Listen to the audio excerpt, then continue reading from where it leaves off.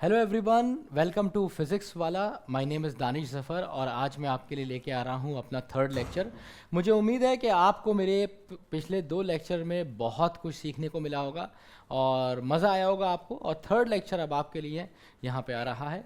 This is going to be the third lecture. एक बार quick revision करेंगे और जो बच्चे जिन्होंने अभी तक दोस्त तुमने अगर मेरे पुराने दो लेक्चर नहीं देखे हैं तो बहुत घाटे में हो। मैं पहले भी बता चुका हूँ कि एक एक लेक्चर एक एक लाख का है, तो ऐसे समझ लो कि तगड़े नुकसान में हो।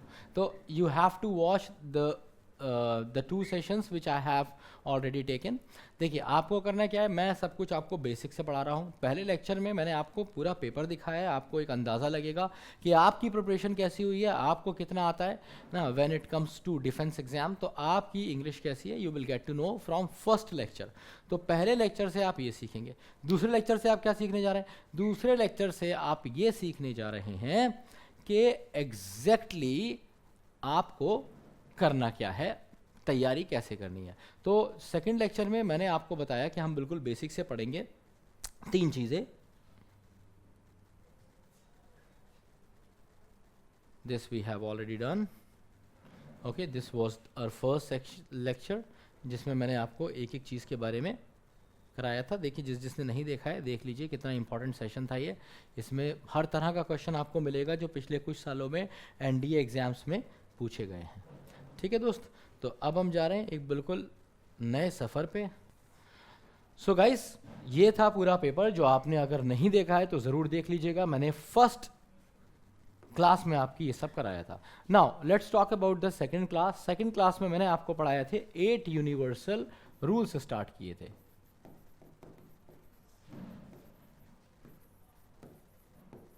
ये टॉपिक है हमारा, इसलिए मैं इसको एकदम मज़े में लिख के दिखा रहा हूँ आपको। खैर,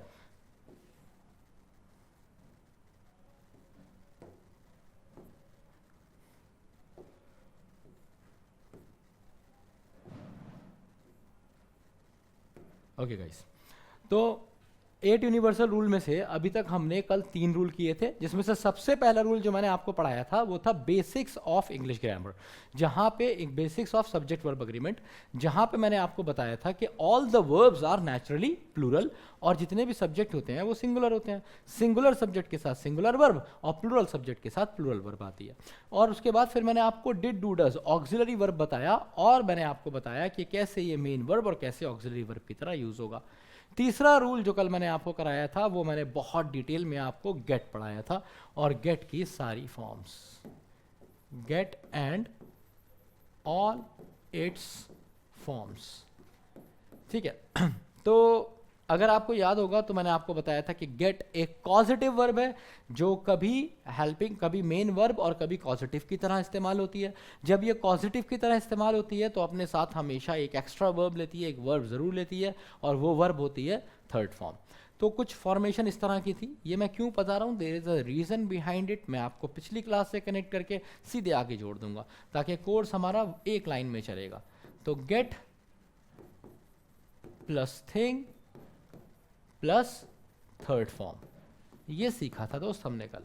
तो हम कह रहे थे कुछ इस तरीके से, एक तो बात होती है आई रिपेयर्ड माई कार। तो यहां पे कार किसने रिपेयर की? मैंने खुद रिपेयर की अपनी कार। बट अगर इसी सेंटेंस को मैं पॉजिटिव करके गेट से बनाऊंगा और मैं कहता हूं आई गेट या फिर गॉट माई कार, तो अब मुझे कहना पड़ेगा रिपेयर्ड, है ना। तो क्या मतलब हुआ कि गॉट के साथ गेट के साथ हमेशा आएगी दोस्त थर्ड फॉर्म। जिस चीज की बात होगी वो आएगी बीच में, जिस चीज की बात होगी, जिस चीज की बात होगी। अब यहां से कहानी बदल जाती है। कहानी क्या है कि दोस्त सोचो अगर यहां पे थिंग हो ही ना, थिंग आया तो आप थर्ड फॉर्म लगा देंगे, 4 नंबर कमा लेंगे। बट थिंग की जगह अगर आ गया पर्सन, कहने का मतलब है कि अगर आपको एग्जाम में कहानी कुछ इस तरह मिली,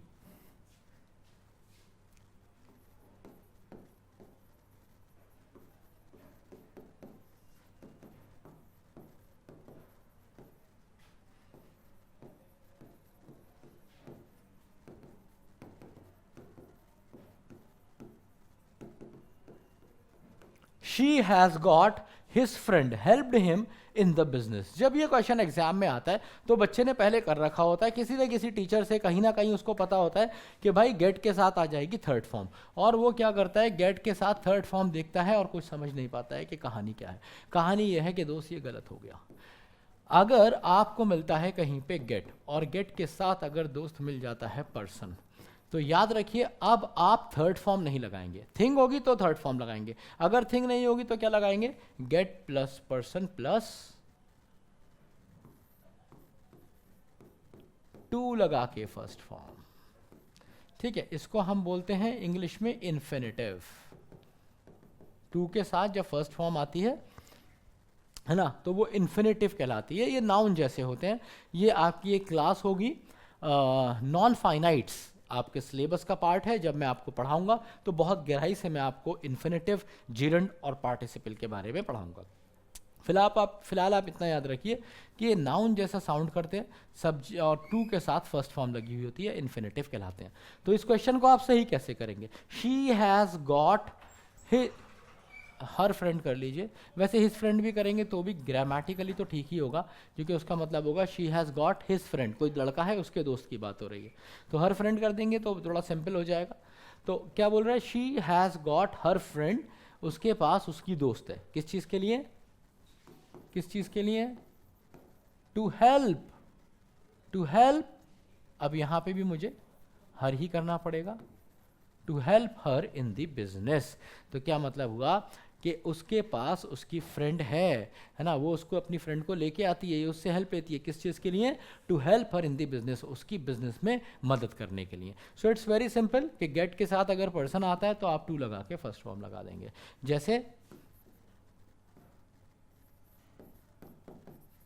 I got my father to teach me business। अब ये क्या कह रहा है कि मेरे पास मेरे पिताजी हैं, मेरे पापा हैं, किस चीज़ के लिए, मुझे सिखाने के लिए, बिजनेस। तो यहाँ पे when you have got this, this is got, तो गॉट के साथ अगर आपको मिला पर्सन तो आप पर्सन के साथ टू लगा के फर्स्ट फॉर्म लगा देंगे। एग्जाम में जब क्वेश्चन आता है दोस्त, तो आपको यहाँ पे कोई और फॉर्म मिल सकती है। यहाँ पे आपको टॉट मिल सकता है,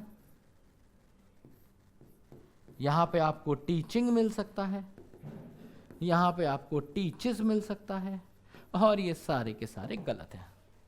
समझ आई कहानी। अगला क्वेश्चन देखते हैं। ठीक है, मैंने आपको एक क्वेश्चन गॉट से दिखाया, एक हैज़ गॉट से, मतलब यहाँ पे ये थर्ड फॉर्म है, यहाँ पे ये सेकंड फॉर्म है, एक आईएनजी फॉर्म से, और एक आपको फर्स्ट फॉर्म से भी दिखाता हूँ। जैसे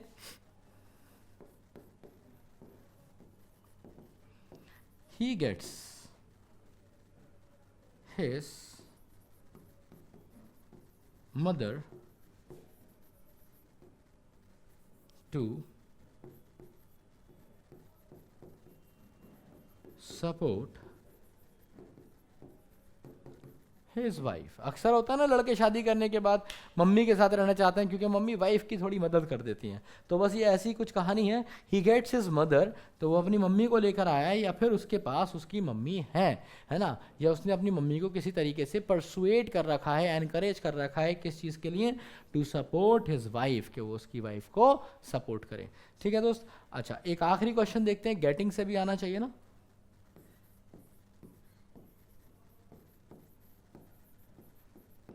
You are getting the minister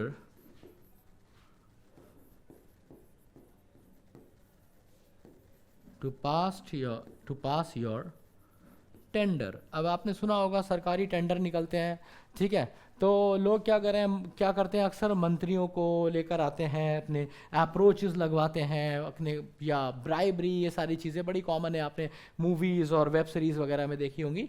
तो ये क्या बता रहा है कि यू आर गेटिंग, कि आपको क्या मिल रहा है, you are getting the minister, तुम मंत्री को लेकर आ रहे हो, या मंत्री से तुमने बात बना ली है, उसको एनकरेज कर दिया है, परसुएट कर दिया है, किस चीज़ के लिए, to pass your sorry teacher, to pass your tender.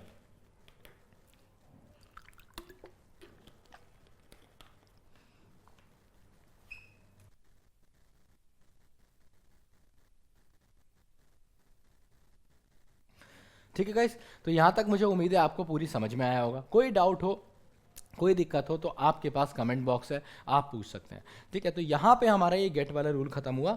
Gate में आपने क्या पढ़ा कि कभी ये मेन वर्ब की तरह काम करेगा और कभी कॉजेटिव। जब मेन वर्ब की तरह काम करेगा तो एक्चुअल मीनिंग बताएगा, और कॉजेटिव की तरह काम करेगा तो दो केस हैं। अगर थिंग लगेगी,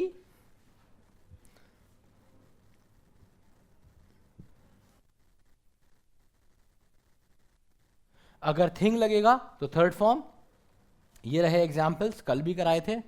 और अगर आ गया पर्सन तो फिर टू लगा के फर्स्ट फॉर्म। तो यहां पे खत्म हो गया हमारा रूल 3। तो दोस्त ये हमारे 3 रूल हो गए 2 क्लास में।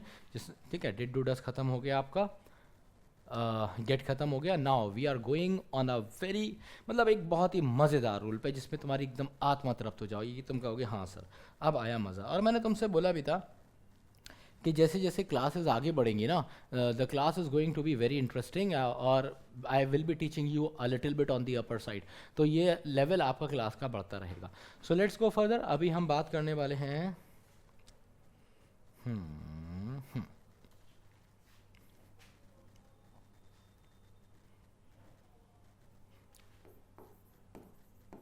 रूल 4। ये रूल आपको भर भर के सिखाने वाला है, बहुत सारा सिखाने वाला है, और छोटा सा रूल है, अभी खत्म हो जाएगा। इसको जानते होंगे आप, टू। फिलहाल आप टू के बारे में जानते होंगे। आप टू के बारे में एक बात जानते होंगे कि जो टू है ना, इसके बाद कई सारी पॉसिबिलिटीज़ होती हैं।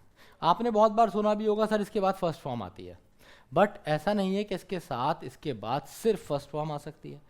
इसके बाद 3 पॉसिबिलिटीज़ हैं। ठीक है, और ये इतना कॉमन है, आप अगर 10 सेंटेंस कहीं भी पढ़ेंगे उसमें से 10 में से आपको 4-5 सेंटेंस ऐसे मिल जाएंगे जिसमें टू लगा ही होगा, है ना। तो इसलिए it comes under, it comes, if I talk by my perception, it comes under the very basics of English language, and this is the reason I have included rule 4 here. So अब मैं बात करूं अगर to की, तो इसके 3 case हैं दोस्त। oops so case 1 says कि टू के बाद कोई वर्ब ही ना आए।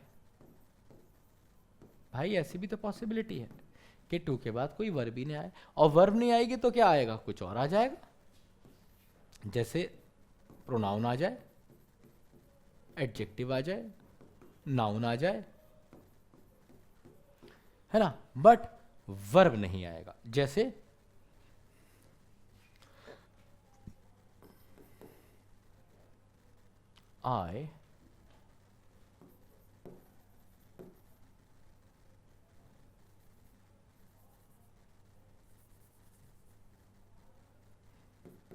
I went to Agra। Now when I say I went to Agra, तो went के बाद यहां पे नाउन आ गया। या फिर she comes to this club every day। वो इस क्लब में हर दिन आती है। अगर आप देखेंगे तो यहाँ पे भी क्या हुआ भाई, टू के बाद वर्ब नहीं आया, यहाँ पे भी टू के बाद वर्ब नहीं आया, है ना। अगर आपको डाउट है कि वर्ब को आप कैसे पहचानेंगे, तो एक बार जाके सबसे पहली क्लास जो मैंने ली है, मतलब सॉरी क्लास नंबर 2 देखिएगा, उसमें बहुत डिटेल में मैंने आपको पढ़ाया है फर्स्ट रूल में। ठीक है भाई, तो ये हो गया तुम्हारा पहला केस। दूसरा केस क्या है आफ्टर टू? आफ्टर टू जो दूसरा केस है वो ये है कि अगर कभी भी तुम्हें कोई वर्ब देखने को मिल जाए, किसके बाद, आफ्टर टू कभी भी अगर तुम्हें कोई वर्ब देखने को मिल जाए, तो हमेशा और हमेशा और हमेशा याद रखना कि वो वर्ब कौन सी फॉर्म होगी, फर्स्ट फॉर्म। फर्स्ट फॉर्म में अगर तुम्हें कोई कंफ्यूजन है तो मैं बता दूं, हर वर्ब की 5 पॉसिबिलिटीज होती हैं, पहले भी बता चुका हूं, एट, ईटिंग एंड ईटिंग। और बहुत ही सिंपल सी बात है, ये है दोस्त फर्स्ट फॉर्म, ये वाली, ये सिंगुलर है। जब भी मैं कहूँगा फर्स्ट फॉर्म तो मेरा मतलब ये वाली होगा। ठीक है, ये सेकंड फॉर्म है, ये थर्ड है, और ये आईएनजी है। तो मैंने क्या बताया, आफ्टर टू या तो वर्ब ही नहीं आएगी, आ गई तो फर्स्ट फॉर्म। जैसे कुछ एग्जाम्पल देखते हैं। I wanted to earn money.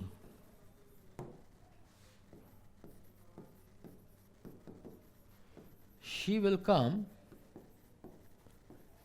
to help us, and they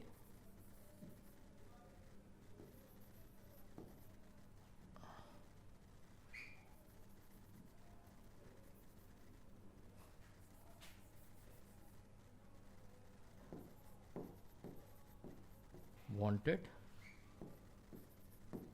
she will come, and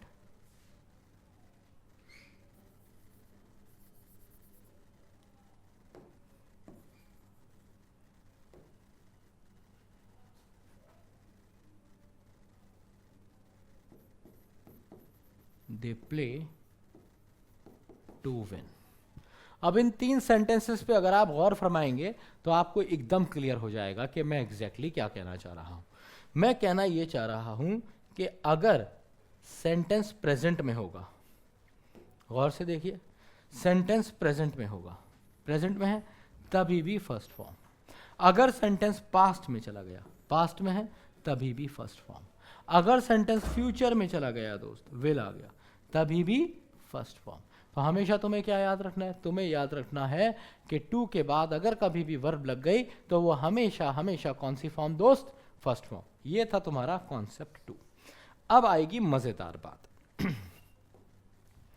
मजेदार बात क्या है? मजेदार बात है केस 3। और केस 3 क्या कहता है? केस 3 कहता है कि आफ्टर 2 आपको देखने को मिल सकती है वर्ब की आईएनजी फॉर्म भी, और ये आईएनजी फॉर्म कहलाती है जिरंड। हो गए कंफ्यूज? कोई बात नहीं, ठीक है, टाइगर जिंदा है। क्या बोला? आफ्टर 2 कभी कभी आपको आईएनजी भी देखने को मिलेगी, और ये बहुत कॉमन है। If you are a good reader, अगर तुम मैगजीन्स पढ़ते हो, न्यूज़पेपर पढ़ते हो, तो बहुत कॉमनली आपको ये देखने को मिल जाएगी, ठीक है। अब ये होती क्या है?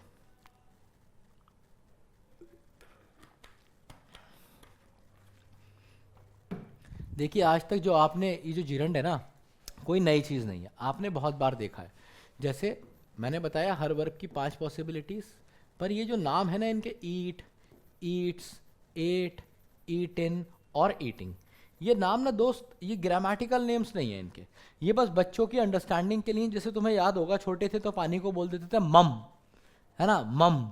तो अब भाई अब बोल दोगे क्या? कहीं जाके बोलोगे अंकल एक मम दे देना, तो वो पता नहीं क्या ही समझेगा और तुम पता ही नहीं क्यों ही बोलोगे। तो इट्स वेरी सिंपल, तो आपको ये तो करना नहीं है। तो ये हो गई दोस्त फर्स्ट फॉर्म, ये हो गया सिंगुलर, ये हो गया सेकेंड फॉर्म, ये थर्ड, और ये आईएनजी। आज हम इनके ग्रामेटिकल नेम जानने की कोशिश करते हैं। ये तो मैंने अभी आपको बताया था कि ये इन्फिनेटिव होता है, ठीक है, ये इन्फिनेटिव कहते हैं इसे। ये वाला सिंगुलर ही है, इसका सेम नाम है, ये ही नेम है। ये जो सेकंड फॉर्म होती है ना दोस्त, इसको हम बोलते हैं पास्ट, याद रखना, इसको हम बोलते हैं पास्ट। ये जो थर्ड फॉर्म होती है, ये होता है पास्ट पार्टिसिपल। इसका ग्रामेटिकल नेम क्या है? Past participle. और सबसे मजेदार चीज है ये, क्योंकि इसके हैं 2 ग्रामेटिकल नेम। ये एक ऐसा वर्ड है, आईएनजी फॉर्म जो होती है ना, वो 2 तरीके से यूज होती है दोस्त। कभी तो ये हो जाती है जिरंड, और कभी ये हो जाती है प्रेजेंट पार्टिसिपल,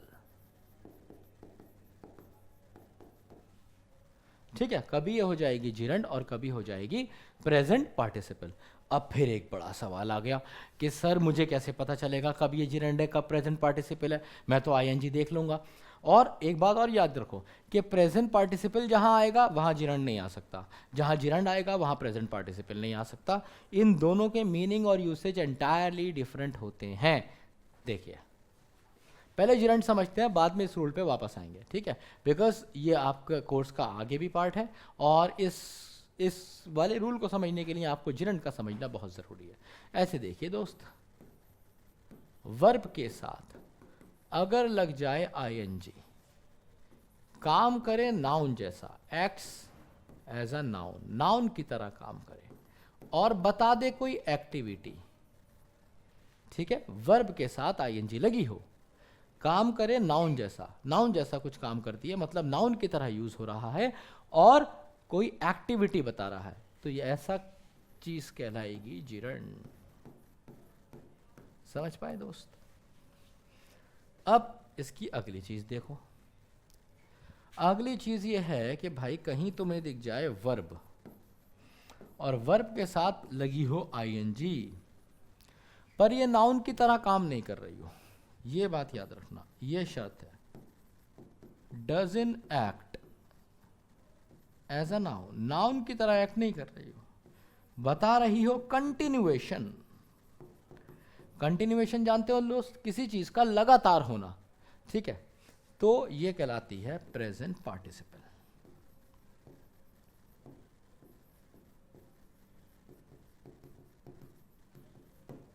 ठीक है, तो ये कॉन्सेप्ट आप हमेशा याद रखेंगे। अब आप जरा देखिए इसमें क्या कॉमन है, सिर्फ इनका स्ट्रक्चर कॉमन है, ये कॉमन है, ये कॉमन है, ये कॉमन है, ये कॉमन है, बाकी सब बदला हुआ है। तो ये एंटायरली डिफरेंट होते हैं, बट सिर्फ आपको ये देखने में सेम लगते हैं। तो अभी मैं आपको कुछ लिख के दिखाता हूँ सेंटेंसेस जिसमें एक ही वर्ड है और वो जिरंड की तरह भी यूज होगा, प्रेजेंट पार्टिसिपल की तरह भी। कैसे, आइए देखते हैं दोस्त। जैसे मैंने कहा going there was a big mistake। अब यहां पे going क्या है? क्या क्या ये कोई एक्टिविटी है? क्या ये कोई नाउन है? देखिए,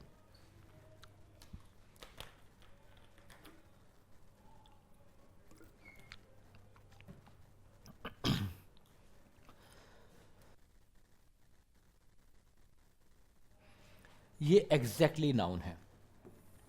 ये वॉस क्या है? वर्ब है। ये किसके लिए लगी है? गोइंग के लिए तो लगी है।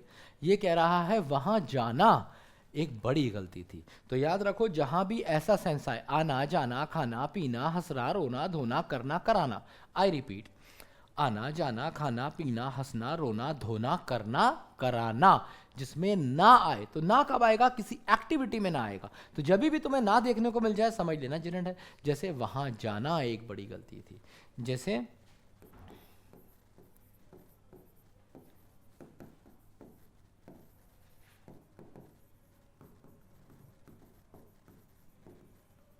Do you like eating chocolates? क्या तुम्हें पसंद है चॉकलेट खाना? तो एक बार फिर से ना आया, और ये ना क्या है? ये भी आपके लिए जिरंड है। दो सेंटेंस में नीचे देखता हूं, प्रेजेंट पार्टिसिपल से इसे कंपेयर करके देखते हैं। जैसे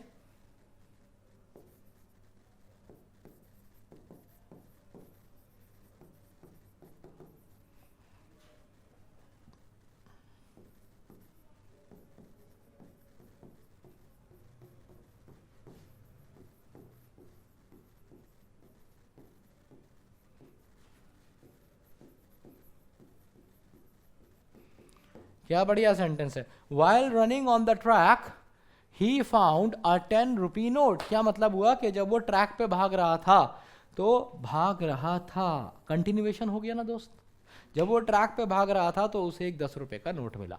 तो यहां पे बात क्या हो रही है? जब वो भाग रहा था, कंटिन्यूएशन बता रहा है, लगातार होना बता रहा है, और इसलिए क्या है? ये पीपी है, प्रेजेंट पार्टिसिपल है। या फिर मैंने कहा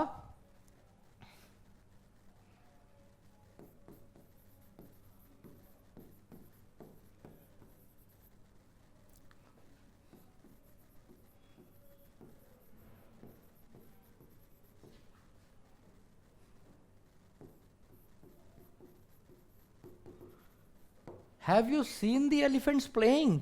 क्या तुमने क्या तुमने देखा है हैव यू सीन, क्या तुमने देखा है हाथियों को खेलते हुए? तो खेलते हुए कह रहा है, ये नहीं कह रहा खेल ना। अगर ये खेल ना कह रहा होता तो ये क्या हो जाता, जीरंड हो जाता, पर ये खेलते हुए कह रहा है इसलिए ये प्रेजेंट पार्टिसिपल हो गया। अब मैं एक एक सेंटेंस और लिख रहा हूँ, ठीक है? ये ऐसे समझ लो कि तुम्हें एक छोटी सी एक्सरसाइज है। 4 सेंटेंसेस लिख रहा हूँ और तुम्हें चारों में मुझे कमेंट बॉक्स में बताना है कि इनमें से कौन कौन से जीरंड थे और कौन कौन से पार्टिसिपल थे, ठीक है दोस्त? हाँ, पर मैं उसके आंसर अभी बता दूंगा। पहले सेंटेंस लिख लेते हैं, जैसे I don't mind helping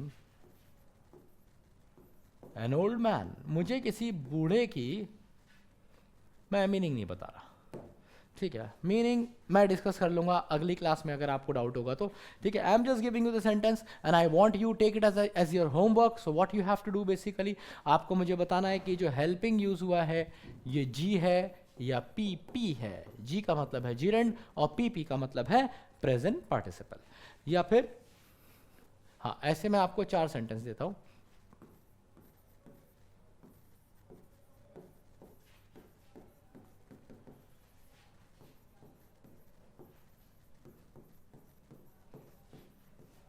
इसमें भी आपको मुझे बताना है कि जो रनिंग है जिरंड है या फिर प्रेजेंट पार्टिसिपल है।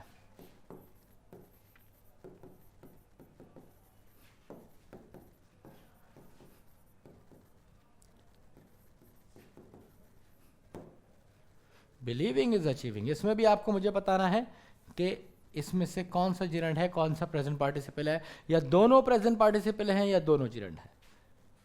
And the last one is, तो ये आपको 5 मिल जाएंगे, 1 2 1 2 एंड देन 3 4, 3 and 4 दोनों हैं यहां पर।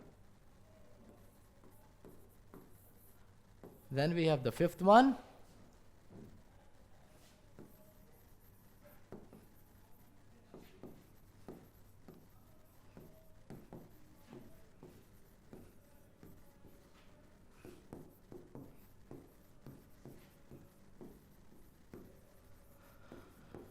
Going through the woods I found a snake. अब ये मैं आपको होमवर्क के लिए नहीं दे रहा हूँ, आपके पास टाइम है, आप इस वीडियो को यहीं पे पॉज करके और इसको सॉल्व कर सकते हैं, ठीक है? और मैं अब इसके एक्सप्लेन करने जा रहा हूँ, तो अभी मुझे यहीं पे पॉज कर दीजिए, पहले सॉल्व कर लीजिए, उसके बाद आगे की वीडियो देखिएगा। So let's move further. अभी मुझे उम्मीद है कि आपने कर लिया होगा। इसके आंसर क्या होगा? देखो दोस्त, बहुत आसान है। आई डू नॉट माइंड, मैं माइंड नहीं करता, क्या है? मदद करना। किसकी? किसी बूढ़े आदमी की। तो ये एक्टिविटी हुआ ना, करना, मदद करना, तो क्या हो गया दोस्त? जिरंड हो गया। मैंने बताया ना, आना जाना, खाना पीना, हंसना रोना, धोना सोना, और ये सारे के सारे क्या हैं? ये एक्टिविटी बताता है। मदद करना किसी की एक एक्टिविटी है। ऐसे ही जब आपने कहा she came running and asked for help, वो भागती हुई आई और उसने मदद मांगी। कैसी आई? भागती हुई। ये नहीं कह रहा शी केम रनिंग, इसका मतलब ये नहीं है कि वो आई भागना, ये मतलब थोड़ी है। वो कह रहा है शी केम रनिंग, तो ये क्या हो गया दोस्त? ये हो गया भागती हुई आई, तो ये हो गया प्रेजेंट पार्टिसिपल।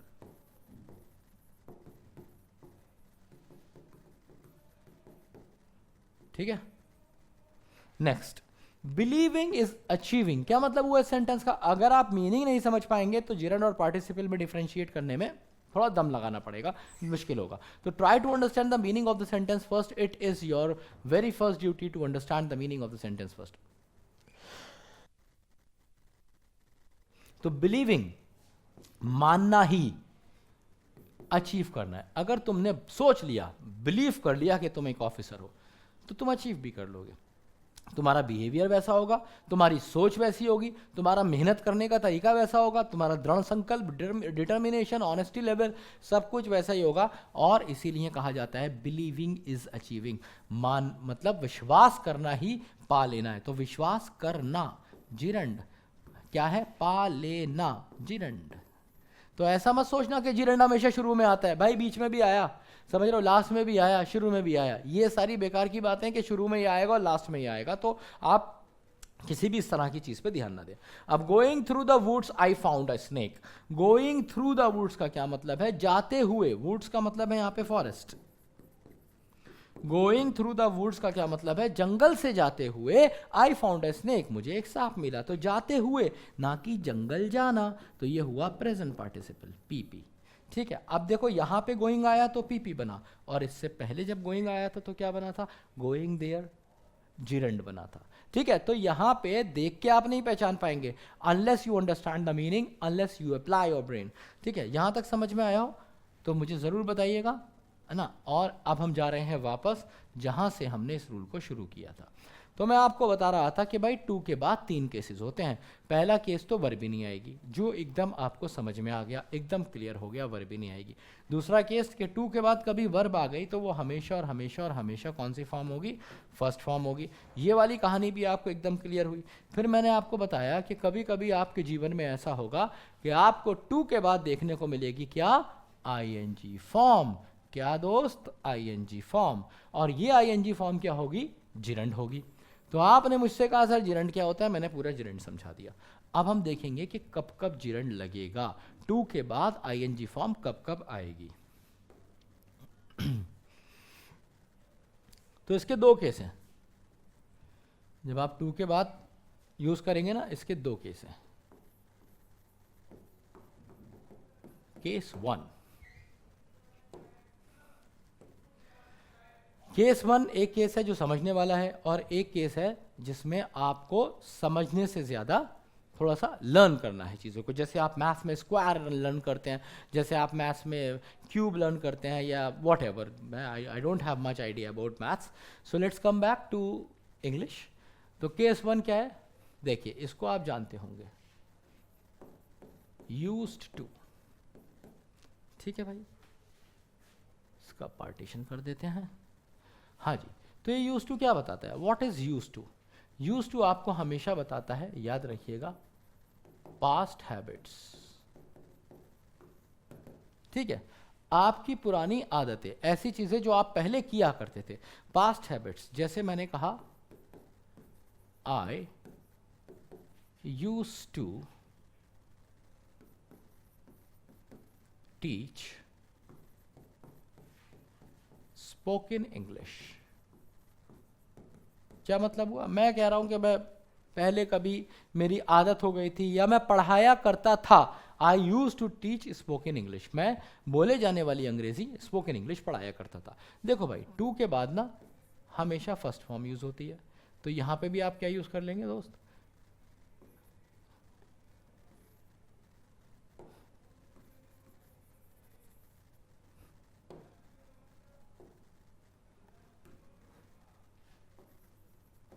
तो यूज टू के बाद कौन सी फॉर्म यूज करेंगे आप? First form.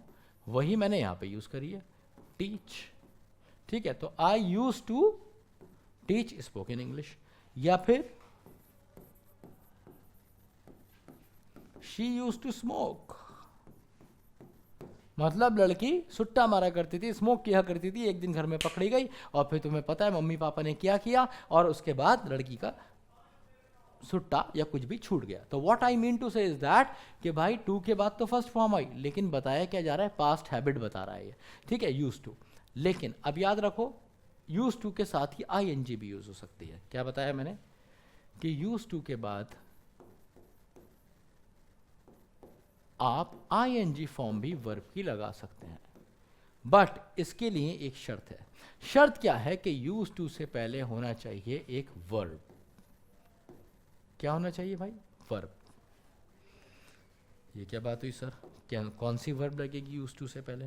तो देखो भाई, यूज टू से पहले जो भी वर्ब लगेगी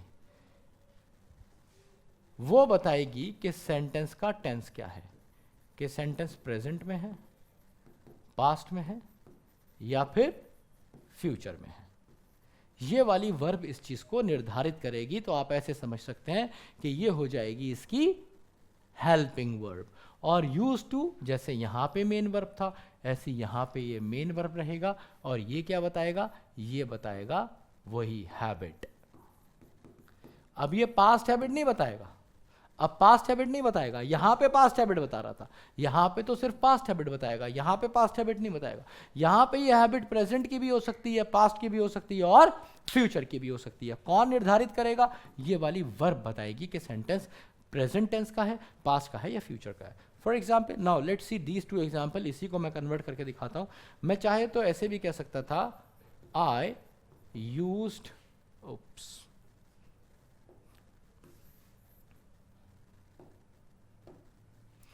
I am used to teaching spoken English। आप जानते हैं इसका क्या मतलब हुआ? मैं आदी हो गया हूं, आई एम यूज टू, मैं आदी हो गया हूं किस चीज के लिए? स्पोकन इंग्लिश पढ़ाने के लिए। सो सेंटेंस प्रेजेंट का है एम। अब यहां पे टीच नहीं आ सकता, एग्जाम में यही क्वेश्चन मिलेगा आपको। ये टीच गलत हो जाएगा, यहाँ पे टॉट गलत हो जाएगा, है ना, कुछ भी लिखेंगे गलत हो जाएगा, सिर्फ टीचिंग आएगा। और ये जिरंड है। क्यों? क्या कह रहा है? आई एम यूज टू, मैं आदी हो गया हूं पढ़ाने के, तो ना आ रहा है इसमें, और ये एक्टिविटी बता रहा है। ऐसे ही ये वाला देखते हैं। अब लड़की ने इतना किया, खूब स्मोक किया, तो क्या हो जाएगा? इसकी भी लत लग जाती है टबैको की, तो आप कह सकते हैं she got use to smoking. अब आप स्मोक नहीं कहेंगे। ये कह रहा है कि वो सिगरेट पीने की आदी हो गई थी, सुबह शाम सिगरेट, क्लास से पहले सिगरेट, क्लास देखते में सिगरेट, ऐसा हो गया था। तो she got used to smoking.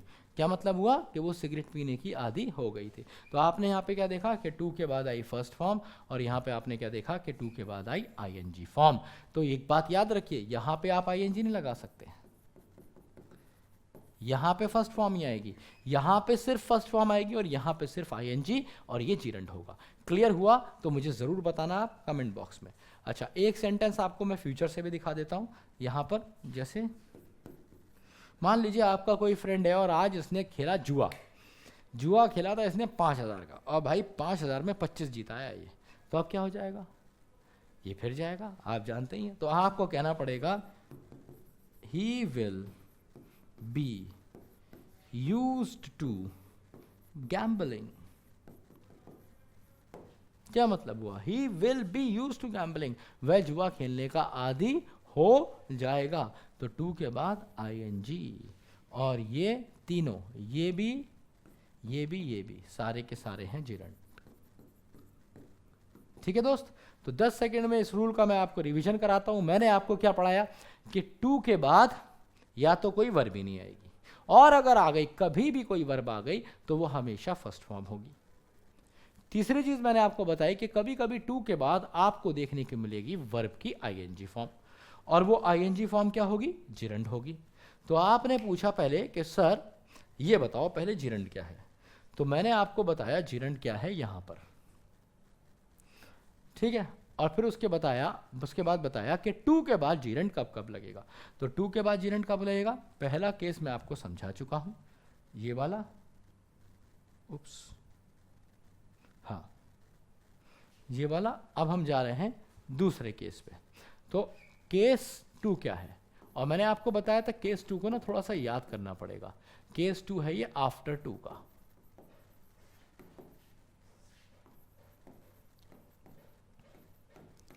देखिए कुछ फ्रेजेस हैं, इन फ्रेजेस को ना आपको लर्न करना होगा।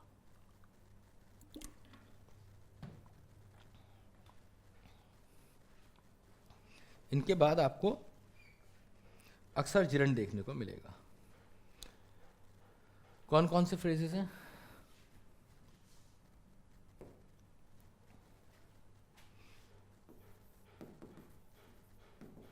Given to, taken to, accustomed to, addicted to, with a view to। मैं सबसे सेंटेंसेस दे दूंगा, ठीक है, आप परेशान नहीं होइएगा। Prone to,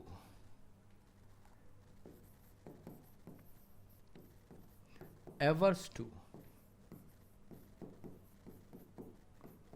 object to,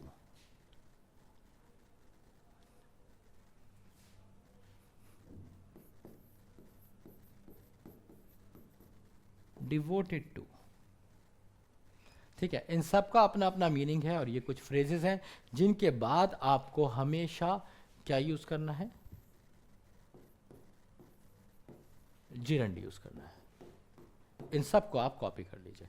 so given to, taken to, accustom to, इनके मीनिंग मैं आपको बता देता हूँ। देखिए गिवन टू और टेकन टू का मतलब है कि अपने आप को किसी चीज में डाल देना। जैसे मैं कहूँ she has given to drinking.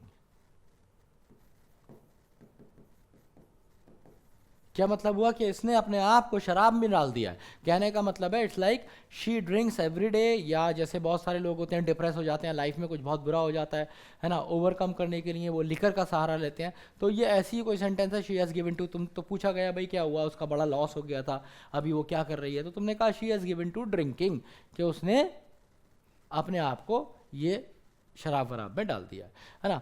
The taken to का मतलब भी एग्जैक्टली वैसा ही होता है कि मतलब आपने डाला नहीं है पर आपने उस चीज़ को स्वीकार लिया है। ठीक है, जैसे मैं कहूँ I am taking to this profession, कि मैंने अपने आप को इस प्रोफेशन में डाल दिया है। मतलब ये इस प्रोफेशन ने मुझे नहीं डाला, यहाँ पे शराब ने उसे खींच लिया। यहाँ पे मतलब बस इतना सा फर्क होता है कि यहाँ पे जो होता है ये खुद करता है। ठीक है, मतलब उसको लगता है कि यही मुझे करना चाहिए और इसमें वो चला जाता है। इट्स लाइक उसके पास कोई दूसरा रिजॉर्ट नहीं होता। लेकिन जब आप कहते हैं टेक इन टू, जैसे मैं कहूँ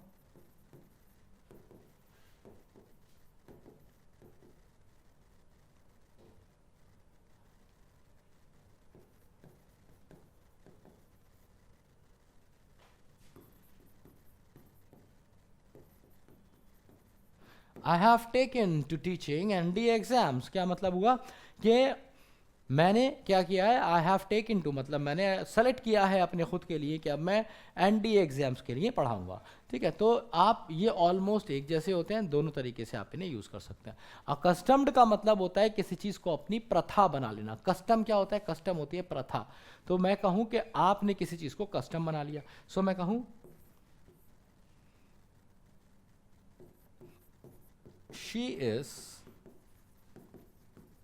accustomed to touching the feet of her elders। क्या मतलब हुआ भाई, संस्कारी लड़की है, उसने अपनी प्रथा बना ली है। She is accustomed to teaching touching the feet of her elders। उसने अपनी प्रथा बना ली है। क्या प्रथा बना ली है कि दूसरों के अपने बड़ों के पैर छूना। नाउ तो ये मैंने एक सेंटेंस दो इससे दिए, एक इससे दिए। एडिक्टेड टू, जैसे ही इज एडिक्टेड टू, ये हमने पीछे सेंटेंस लिया था ना, गैम्बलिंग। ठीक है, वो आदी हो गया, जुएबाज हो गया, उसने अपने आप को जुएबाजी में डाल दिया। So he is addicted to drinking. With a view to का क्या मतलब होता है, विद अ व्यू टू का मतलब होता है एक नजरिए के साथ, इस नजरिए के साथ। जैसे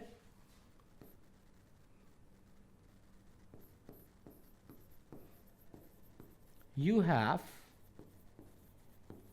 कम हियर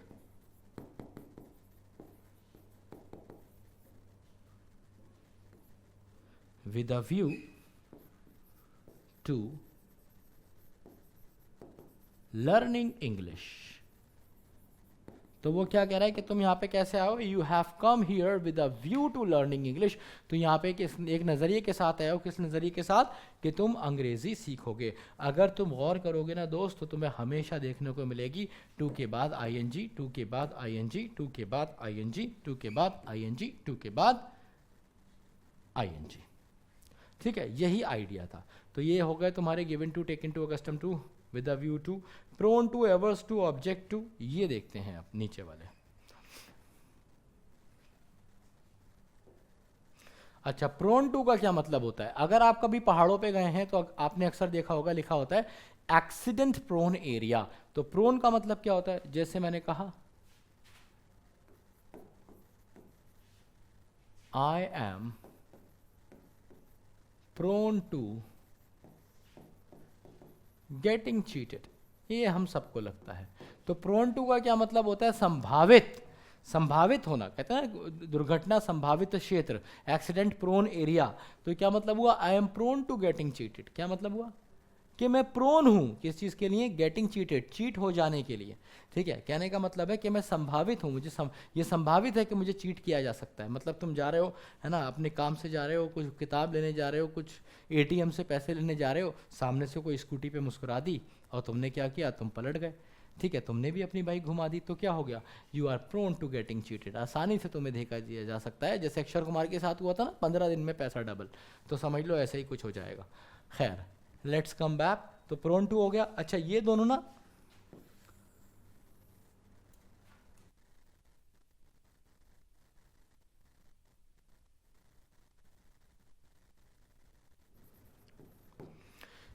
ना सिनोनिम्स है।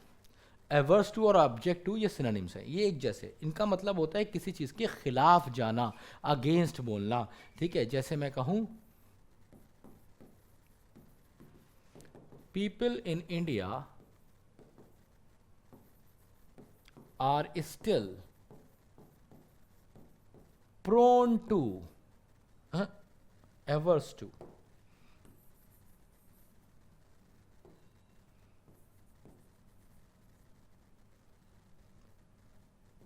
are still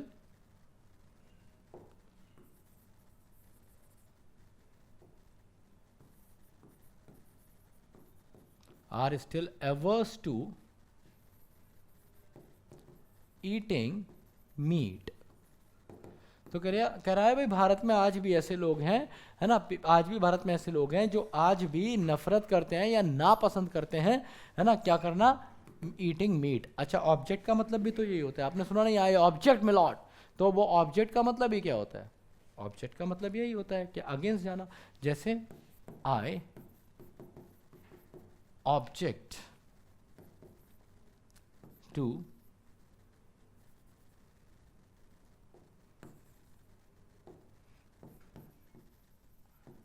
cheating anyone. मान लो कोई बात हो रही है और तुम्हारा कोई फ्रेंड है, वो कह रहा है अरे चलो इसको बेवकूफ़ बना देते हैं, तो तुम कह रहे हो नहीं नहीं नहीं ये नहीं हो सकता यार, I object to teaching, I object to cheating anyone, मैं खिलाफ हूँ इस चीज़ के कि हम किसी को चीट करें। डिवोटेड का मतलब क्या होता है, डिवोटेड का मतलब क्या होता है, आपने सुना होगा डिवोटीज, डिवोटी का मतलब होता है भक्त। ठीक है, तो जैसे आप कह सकते हैं, ये बनेगा सेंटेंस, यहीं बना देता हूँ, he is devoted to worshipping Lord Shiva। तो क्या कह रहा है कि ये डिवोटेड है, डिवोटेड का मतलब क्या है, भक्त है, किस चीज के लिए, टू वर्शिपिंग, वर्शिप करने के लिए, किसकी, महादेव की। बड़ी सिंपल सी बात है। तो जब एग्जाम में ये क्वेश्चन आता है दोस्त, तो तुम्हें यहाँ पे वर्शिप लिखा हुआ मिलता है और तुम्हें ऐसा लग सकता है यार ये ठीक है, पर ये ठीक नहीं हो सकता। ठीक है, इट इज़ एब्सोल्युटली रॉन्ग। तो ये कुछ फ्रेजेस हैं जिनको आप याद रखेंगे। इसमें 2 फ्रेज में और जोड़ रहा हूँ, लुक फॉरवर्ड टू और जोड़ लीजिए, एक ही काफ़ी है, लुक फॉरवर्ड टू और हैबिचुएटेड टू। हैबिचुएटेड का मतलब क्या होता है, वही अकस्टम टू, आदि बना लेना। जैसे I am habituated to travelling. मैं क्या कह रहा हूं कि भाई मेरे तो आदी हो गया हूं, मेरी तो हैबिट हो गई है ट्रैवल करना, मुझे पता ही है, बैग उठाया और मैं निकल गया, so I am habituated to travelling. और लुक फॉरवर्ड का, she is looking forward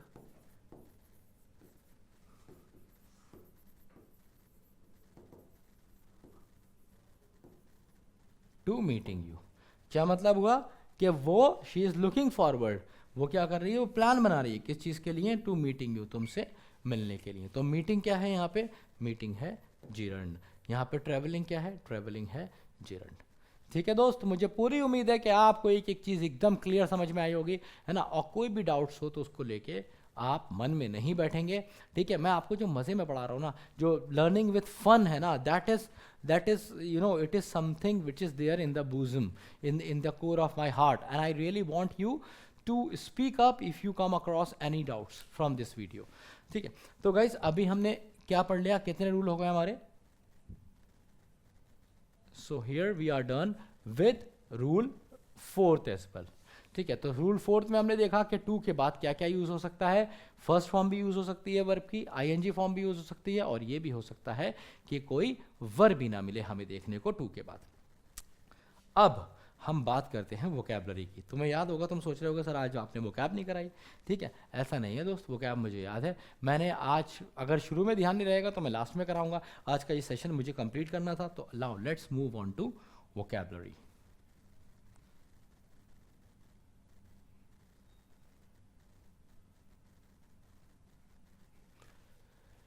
हाँ, आपको याद होगा हम कर रहे थे फोबियास, और हमने कितने फोबियास करे हैं अभी तक? शायद 10 करें हैं, तो कोई बात नहीं है, 10 फोबियास और करते हैं। शायद 7 या 8 फोबियास करे थे। Let's go for some more phobias. ये वर्ड आप मेरे साथ कॉपी करेंगे, अभी याद करा दूंगा, ये मेरा दावा है 10 मिनट के अंदर तुम्हें सारे वर्ड याद होंगे। भला से तुम्हें देखने में कि मतलब दवाइयों के नाम जैसे लगे, but it is a promise, you gonna learn this word with in 10 minutes. तो बस आपको करना है क्या है, अभी ये वर्ड्स मेरे साथ कॉपी करते रहिए और इसके सामने एक लाइन छोड़ते रहिए।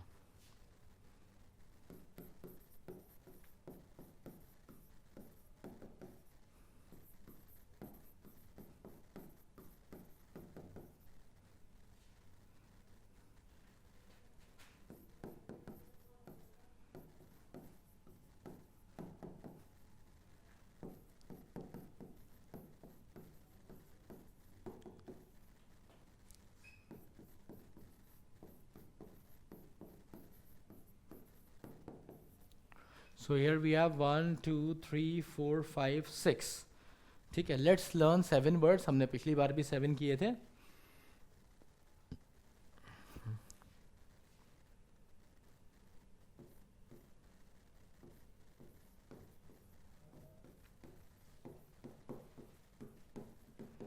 लग रहे हैं ना दवाइयों जैसे ना, अभी याद हो जाएंगे। Let's learn these words.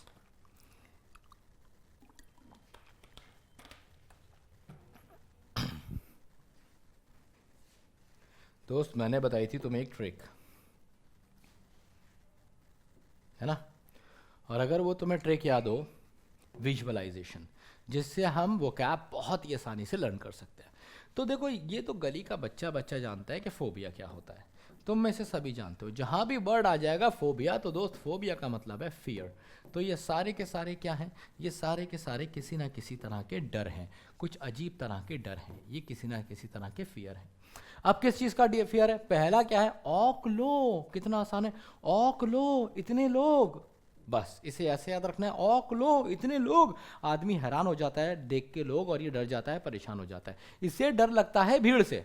ये एक ऐसा आदमी है, अगर इसे राजीव चौक मेट्रो स्टेशन छोड़ गया, ये तड़प तड़प के मर जाएगा। तो इसे किससे डर लगता है दोस्त? भीड़ से। तो औक लो, इतने लोग, फियर ऑफ। लोगों को क्या बोलते हो? क्राउड। आसान था, आगे बढ़ते हैं। थियो, देखो इसमें लगा है दा, और दा तुम्हें पता है किसके साथ लगता है? बड़ी चीज़ों के साथ, महान चीज़ों के साथ। सबसे बड़ा सबसे महान कौन? अरे सबसे बड़ा सबसे महान भगवान। तो फियर ऑफ गॉड, ये अभी वैसे किसी को है नहीं आजकल। ठीक है, तो फियर ऑफ गॉड का मतलब होता है इसे भगवान से बहुत डर लगता है, तो ये है थियोफोबिक, और इस डर को बोलते हैं थियोफोबिया। अब देखो Cyno, cyano come here, cyano sit down, Cyno shoo. कौन है cyano? Cyno is a dog, so fear of dog. समझ गए? तो कैसे याद रखोगे? साइनो, नाम ही कुत्ते जैसा लग रहा है। Cyano, cyano come here, cyano sit down. Next is, अब देखो सिबो और सीटो, ये दोनों सेम है, इन दोनों का मीनिंग भी सेम है। अब इसमें सीताफल आ रहा है, देखो सिटो। सिटो को कैसे याद रखोगे? सीताफल।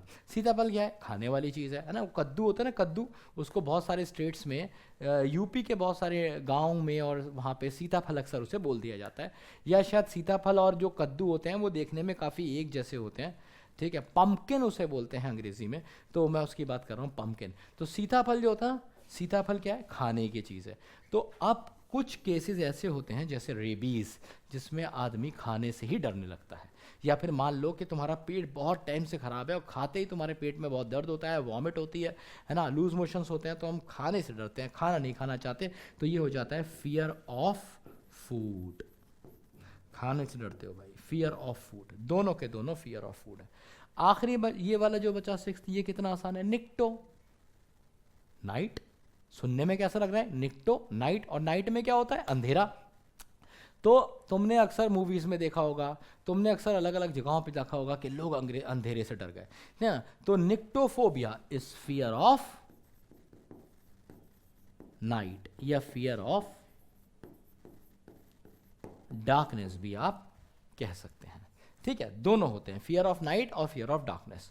अच्छा, ये मजेदार वर्ड है और इतना बड़ा है, इसको आप कैसे याद रखेंगे, नो सो कम। कम का मतलब क्या होता है, आना। नो सो, कोई सोने नहीं आता यहाँ पे, पर फिर भी बहुत सारे लोग सो रहे होते हैं। बताओ ये क्या जगह है। ठीक है, दिमाग लगाओ, 10 सेकंड का टाइम है, कोई सोने नहीं आता फिर भी सब सो रहे होते हैं या कम से कम लेटे होते हैं। भाई ये जगह है अस्पताल। कोई सोने आता है यहाँ पे कि आज यार आज खाली हूँ, 2 घंटे अस्पताल में सो के आता हूँ, ऐसा तो कोई नहीं सोचता। It's very simple. सो जब आप कहते हैं नोसोकॉमीफोबिया तो मतलब क्या होता है, फियर ऑफ हॉस्पिटल्स। कैसे याद रखोगे, सब सो रहे होते हैं फिर भी कोई सोने नहीं आता। नोसोकॉमीफोबिया इज फियर ऑफ हॉस्पिटल्स। ठीक है, तो ये 7 वर्ड्स हो गए फोबियाज के। अच्छा, मुझे याद आया है कि मैंने 2nd क्लास के भी फोबिया के वर्ड मिस कर दिए थे, तो वो भी मेरे ऊपर ड्यू हैं, अब मैं वो भी पढ़ाने जा रहा हूँ। तो ये आपके कुल मिला के 3 क्लासेस में 21 फोबियाज हो जाएंगे। ठीक है दोस्त, जिसमें से 14 मैं करा चुका हूँ। Let's go for the next 10 phobias, 7 more. हाँ,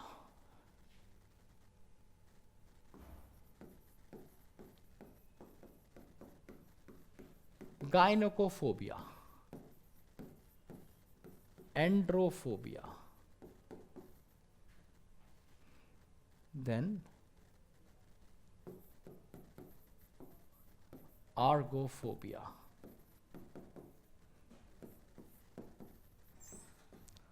arson phobia, pyrophobia. So 1 2 3 4 5, then we have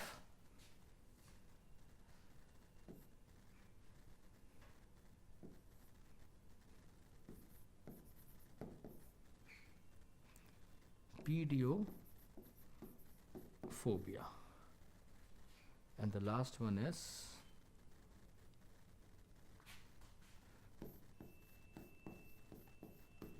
claptophobia.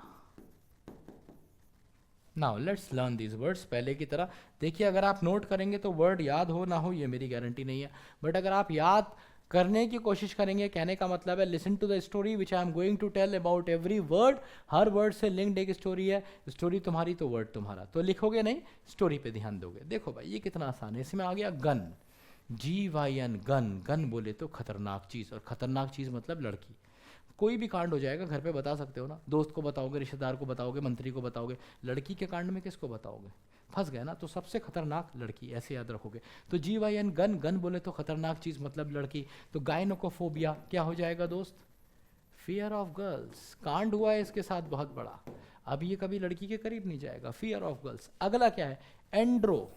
देखो इनका युग है, ये जो लड़कियां हैं ना इनका युग है, ये वुमेन एम्पावरमेंट, लड़कियों के लिए आपको पता है डिफेंस में भी कितना सपोर्ट। सो ये औरतों का युग है और ये इस समय सबसे ज़्यादा पावरफुल है। इतनी पावरफुल ये हिस्ट्री में कभी नहीं थी, कम से कम मेरी नज़र से तो नहीं गुजरी।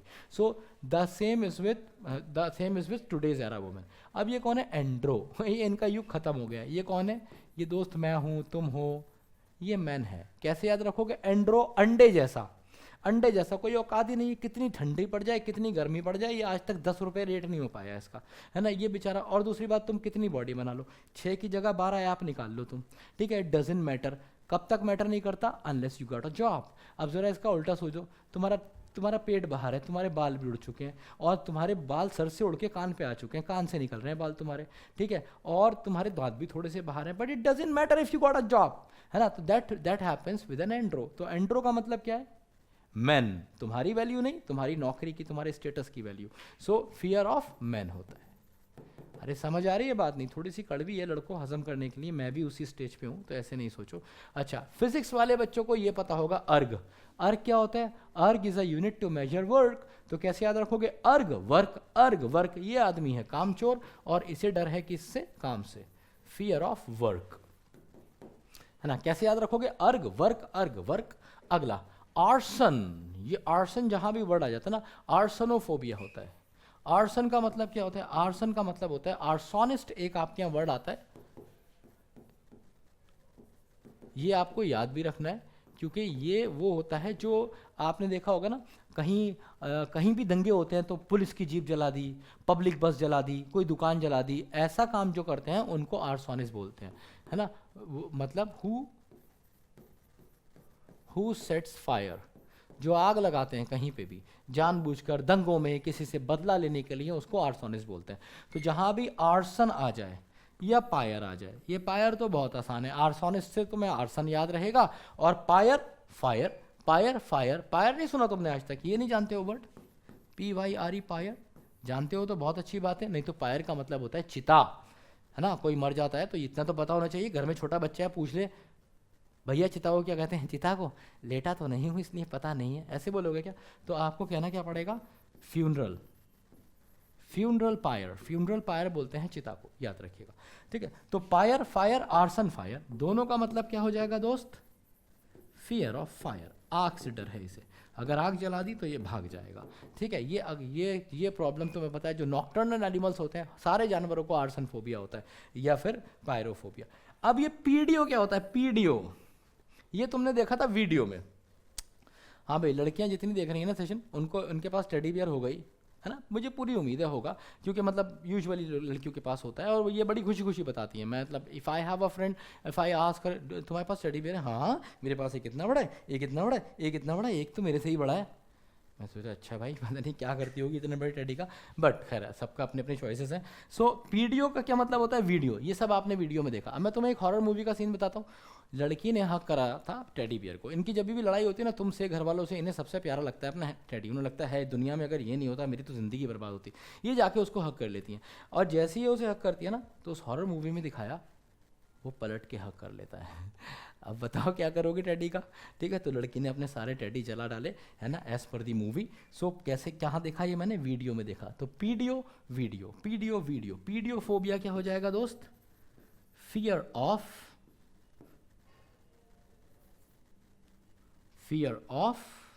डॉल्स, गुड़ियों से डर लगता है ना। टेडी बियर, डॉल्स, इन सब से। मूवी आई थी इस पे एनाबेल, नहीं देखी हो तो देख लेना, ठीक है। अच्छा, के से क्लेप्टो कैसे याद रखोगे? ये बहुत आसान है। के से क्लेप्टो, के से कमीना, सबसे कमीना कौन? चोर, है ना। के से क्लेप्टो, के से कमीना, और हर चोर कैसा होता है? कमीना। तो आपको डर लगता है किससे? चोरों से। फियर ऑफ स्टीलिंग भी कह सकते हैं, या fear of thieves.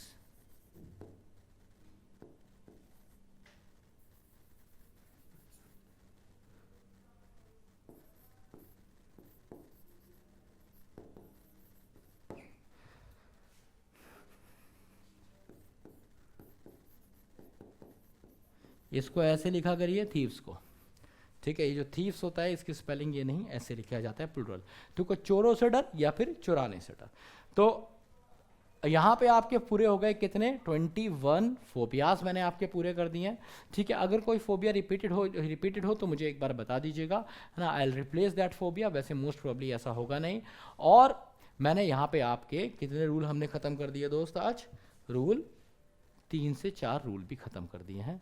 So we are done with a good syllabus.